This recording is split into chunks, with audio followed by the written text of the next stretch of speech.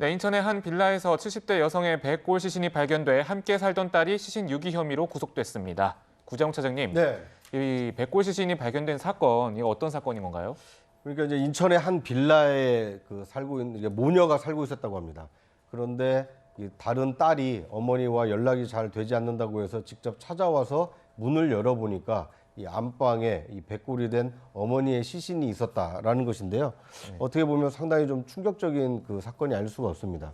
이 대한민국이 세계 10위권의 어떤 이제 경제 대국으로 부강한 나라가 됐습니다만 우리 사회 한쪽에서는 이렇게 어두운 그늘이 남아있구나라는 것을 좀 보여주는 사건이 아닌가 싶고요. 그 어머니와 함께, 그러니까 백골이 된 어머니와 함께 2년 가까이 살았던 그 딸의 경우에는 이제 지금 구속이 된 상태입니다.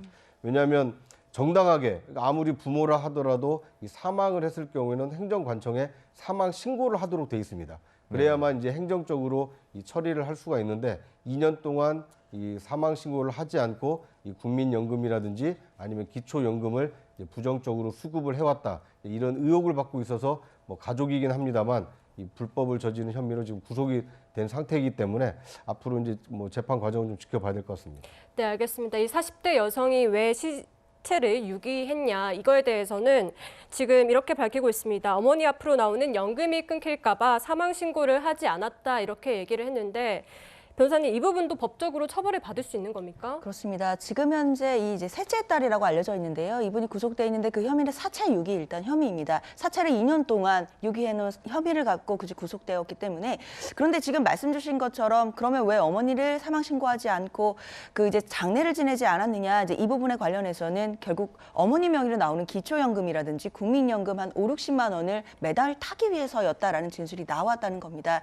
지금 한 28개월 동안 한 1,500만 원 정도를 연금을 부정 수급한 것으로 나오는데요. 이 부분을 경찰이 수사를 해서 사실로 확인이 된다라고 하면 연금 부정 수급과 관련된 죄책을 더 물을 수 있을 것 같고요. 그리고 추가로는 2020년 8월에 어머니가 이제 사망했다라는 메모가 나왔다라고 하는데, 그럼 과연 정확한 그 어머니의 사인, 그 시점이라든지 그리고 왜 돌아가시게 됐는지 이 부분도 좀 경찰이 밝혀야 될 것 같습니다.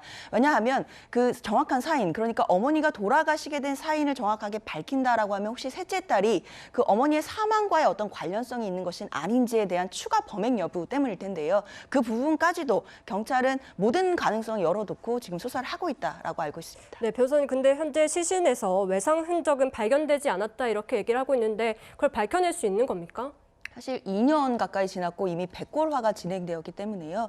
일단 외견상으로는 뭐 어떤 타박이라든지 무슨 그 외부에서의 충격 그런 것이 발견되지 않았다는 게 구두소견이겠지만, 일단은 국가수에서 정밀 감정을 해본다라고 하면 분명히 이제 사인들은 밝혀질 수 있을 것으로 예상은 됩니다. 네. 하지만 너무나 많은 시간이 걸렸기 때문에 일반적인 사건과 이제 변사 사건과 비교했을 때는 어떤 사망 원인을 정확하게 찝어내거나 또는 사망 시점을 정확하게 알 수 있을지 여부가 좀 미공이기 때문에요. 일단 국가수에서 부검 결과가 좀 나와 봐야 판단할 수 있을 것 같습니다. 알겠습니다. 네, 지금 최근에 안타까운 변사 사고가 많이 나타나고 있는데요.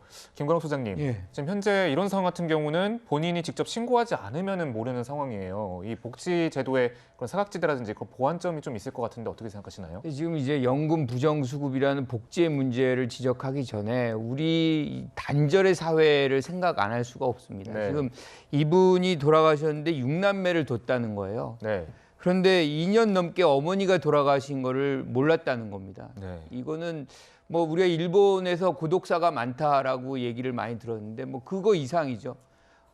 이런 정도의 어떤 단절의 사회라는 것이 우리의 사회의 어떤 일부를 보여주고 있다는 것을 보면은 굉장히 안타까운 그런 생각을 안 들 수가 없고요.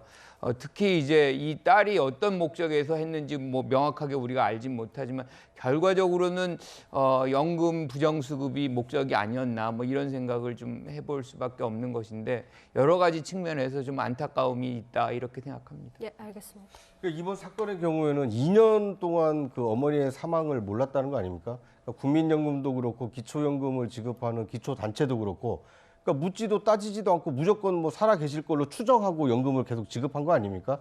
그러니까 연금을 지급할 때는 그 당사자에게 제대로 지급이 되고 있는지, 지급 전이든 아니면 지급한 이후든 이 체크할 수 있는, 그러니까 점검할 수 있는 시스템을 이번 기회에 좀 마련해야 되지 않을까 하는 생각이 듭니다. 네, 이도 의원님 또 이 나머지 남매들이 왜 이 어머니를 찾지 않았냐 여기에 대해서는 좀 무리한 추측은 하면 안 될 것 같기도 해요. 근데 이제 드러난 사실을 보면 아버지가 돌아가시고 네. 사실상 이제 어머니는 뭐 조금 병환이 있으셨던 것 같고 그래서 구심점도 없고 하니까 가족들이 안 만나고 지금 문제가 된 셋째 딸과 이제 함께 사셨던 것 같은데 세 가지를 상징하는 사건인 것 같아요. 첫째, 해체된 가정, 그다음에 가정, 둘째는 무너진 윤리, 그리고 아직까지도 완성되지 못한 복지 시스템. 그러니까 송파 세모녀 사건 같은 경우에는 약간은 이제 돈이 어려워서 그런 비극이 일어날 수 있었지만 지금은 살던 빌라는 이 가족들의 소유입니다. 그러니까 꼭 돈 문제만은 아니에요. 그런데 2년 동안 같이 사는 셋째 딸 말고는 아무도 어머니를 찾아오지 않았던 거예요. 그만큼 해체된 가정, 그리고 무너진 윤리. 그렇게 꼭 그 돈이 꼭 궁해서만은 아닐 것 같은데 그래도 부정수급을 하면서 그 돈을 받아서 생활하고 있고. 그리고 마지막으로 우리 구차장이 잠깐 지적을 했지만 항상 방문하고 확인하는 시스템은 법적으로는 돼 있습니다. 그렇지만 네. 인력의 부족이라든지 또 행정부에서의 어떤 여러 가지 현장에서의 시스템 때문에 이게 실제로 이루어지지 않는 아직까지는 그 복지의 사각지대 그림자 이것들을 아직 우리가 해소하지 못하고 있다. 이 세 가지를 드러낸 사건으로 봅니다. 네, 알겠습니다. 현재까지 단절된 사회로 인한 안타까운 소식 전해드렸습니다. 네 분 말씀은 여기서 마무리하겠습니다. 감사합니다.